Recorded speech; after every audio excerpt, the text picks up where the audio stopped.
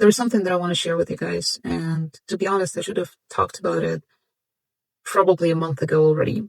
But it was kind of hard to raise this topic because the topic is not easy. So yeah, about a month ago, I watched a documentary. Actually, I watched it multiple times. First, when it was first released, I watched it in Czech language, although I don't speak Czech. But since it's pretty close to Polish, Ukrainian, I managed to understand what it said. Then I watched it in English and in Russian.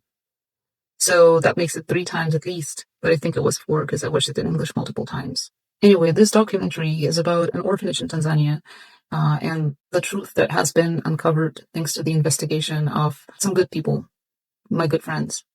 And it's not about the orphanage itself, but it's about the actions of an individual who worked there, who fundraised money for the orphanage and for helping kids, supposedly, who collected money from European citizens as donations and then pocketed them and spent them on drugs and partying and alcohol and all sorts of things. And if you think that this is the worst that it can get, you're actually mistaken. This person is named Jakub Jahl. He's from Czech Republic. And as per witnesses, parents, locals, and city officials' testimonies, he injected kids with unknown substances. He locked them in the rooms. He, as they say, massaged them and touched them in different places. He essayed them. And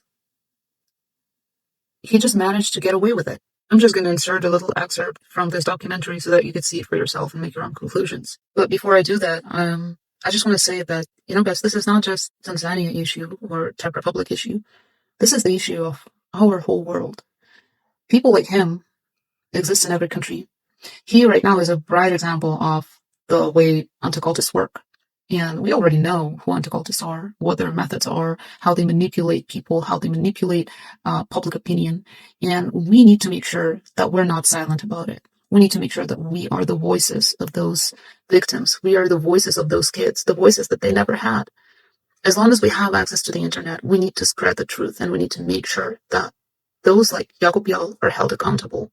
She won't dig me the knife. He'd pick up little kids like he was trying to help them. But then he'd anally rape them. He want to take a 14 years old boy. He want to take him to his place. Not by asking, by force. He was forced absolutely to fuck him. And the children was almost 12, 13 years old. That's how he used to touch us. When he raped me, he was holding a knife. At first he wasn't, but then he took it out. He raped my friend. He poked in his mouth and he was very happy. What you just heard was just a small taste. You're about to find out more. We're talking about drugs, violence, sadism, pedophilia, and other perversions that the person in question took pleasure in. And all of this concerned one single person, an anti-cultist named Jakub Jahl.